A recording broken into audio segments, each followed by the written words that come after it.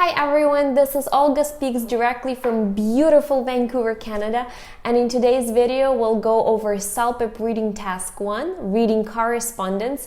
If you're new to this channel, I'm posting a lot of practice tests, a lot of sample mock practice tests for CELPIP, and hopefully will help you get ready for your tests and will help you practice your English. I'm including a playlist of the videos I made on CELPIP listening together with my answers and explanations. So if you are getting ready for your test or you just want to bump up your English language skills, check out those videos and let's get started with our reading part now. CELPIP Reading Practice Test. Reading Test Instructions. On the official test, once you leave a page, you cannot go back to it to change your answers. However, in this sample test, you can. Watch the timer in the top right corner to make sure that you complete the reading test before the time is up. The reading test is identical in format to the official test, except that the reading section of the official test may be slightly longer, as it might contain additional questions included for research and development purposes. The reading test is about 55 minutes. There are 4 parts in the reading test. You will have about 10 minutes to read each passage and answer the questions. The passage is on the left. The questions are on the right. Move the scroll bar up and down to see everything.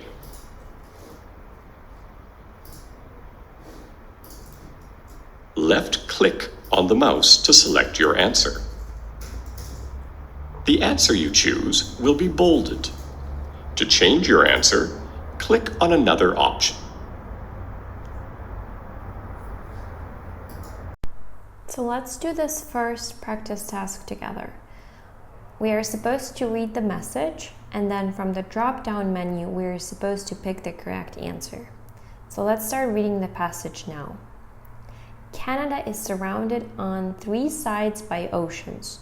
To the north, the Arctic Ocean borders Yukon, Northwest Territories, and Nunavut. Off the west coast of British Columbia is the Pacific Ocean. The Atlantic Ocean, meanwhile, sits to the east of Canada's maritime provinces, which include Nova Scotia, New Brunswick, and Prince Edward Island. And here's the question. Let's look at the question here. Which province is on the Pacific Ocean? And the options for this question are option number 1, Nunavut, option number 2, British Columbia, option number 3, Nova Scotia, and option number 4, Prince Edward Island. So the correct answer here, it has been mentioned in the text. Let's look at the sentence in the text. Off the west coast of British Columbia is the Pacific Ocean. So the question is asking which province is on the Pacific Ocean. So the best answer here, the correct answer here is British Columbia, because in the text it has been mentioned that it is on the west coast of Canada and it is located by the Pacific Ocean. Alright, so let's take a look at the text right now. And then you can take a few minutes just to skim through the text. You can pause this video in order to be able to read the whole passage. And now let's go over the questions here. So question number 1, you can see on the screen. Maria's mother is now. And the options for this question are Chile, Calgary, Vancouver, and Victoria.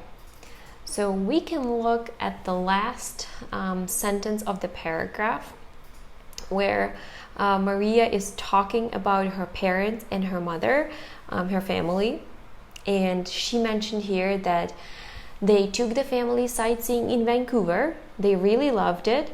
And they left yesterday for Victoria. They will catch a plane home from there in 3 days.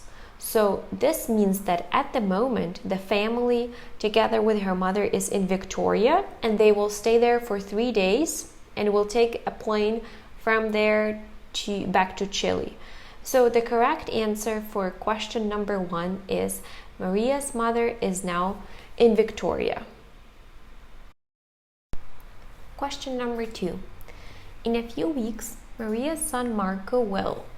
And the options for this question are graduate from university, option 2, visit his family in Japan, option 3, start a new job, and option 4, visit Maya and her family. So the correct answer for this question is option number 3. In a few weeks, Maria's son Marco will start a new job.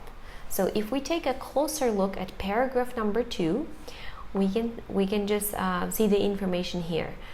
So just when we thought things would slow down, Marco broke the news that he had accepted a job offer in Tokyo. He leaves at the end of the month. Right? So this is the key sentence here. He had accepted a job offer in Japan, and he will leave at the end of this month. So the best option, the best answer here is start a new job. In a few weeks from now, right, at the end of the month, Maria's son Marco will start a new job. Question number 3. Marco is feeling, option 1, unsure about the job, option 2, happy about leaving his parents, option 3, nervous about speaking Japanese, and option 4, sad about moving to Japan. So we can take a look at the paragraph number 2, and then there is the last sentence here. He's a little apprehensive about communicating in Japanese, but the firm has a translator and a tutor to help him. So the correct answer to question number 3 is that Marco is feeling nervous about speaking Japanese.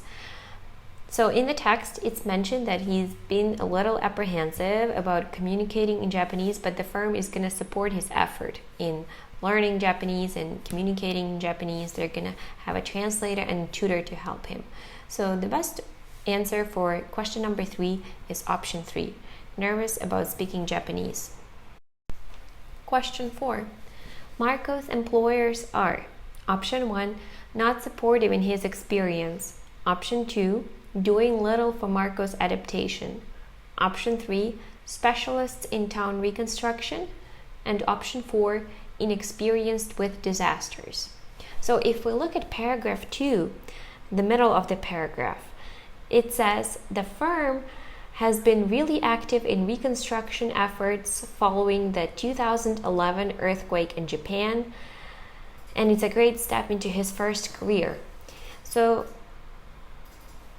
and also the previous sentence here, he leaves at the end of the month. He was invited to work at a top engineering firm that specializes in rebuilding cities after large disasters. So this means that Marco's new employers are specialists in town reconstruction. They are reconstructing the city after the earthquake, after natural disasters. So option number 3 is the correct option here. Marco's employers are specialists in town reconstruction. Question 5.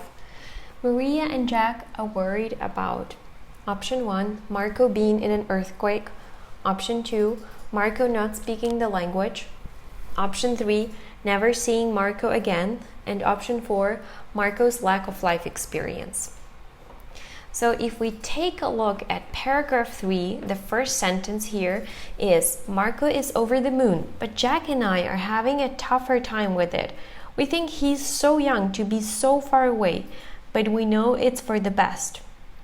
So from this sentence, we can imply that they still think that he is super young, super inexperienced, right? He's so young to be so far away, but it's for the best. So question number 5, Maria and Jack are worried, and the correct answer here is option number 4, Marco's lack of experience. Question 6, Maya and Maria are option 1, neighbors, option 2, cousins, option 3, co-workers, and option 4, old friends. The correct answer here is that Maya and Maria are old friends.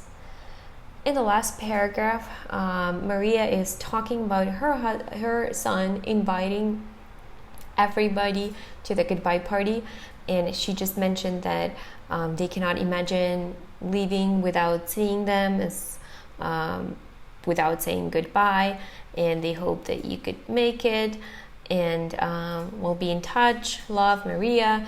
And then at the beginning of the paragraph, they were talking about how much they missed each other and how busy they have been. So we can imply here that they are old friends.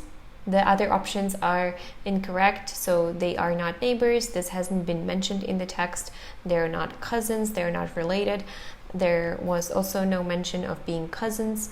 They are also not co-workers because we haven't read this from the text. But then reading the whole text, we can imply, seeing the tone of the text and seeing how well they communicate and how they share the updates and what's happened in the family, we can imply that they are old friends. So the correct answer here is option 4. Maya and Maria are old friends. Hey friends, thank you so much for watching. This was CELPIP Reading Practice Task 1, Reading for Correspondence.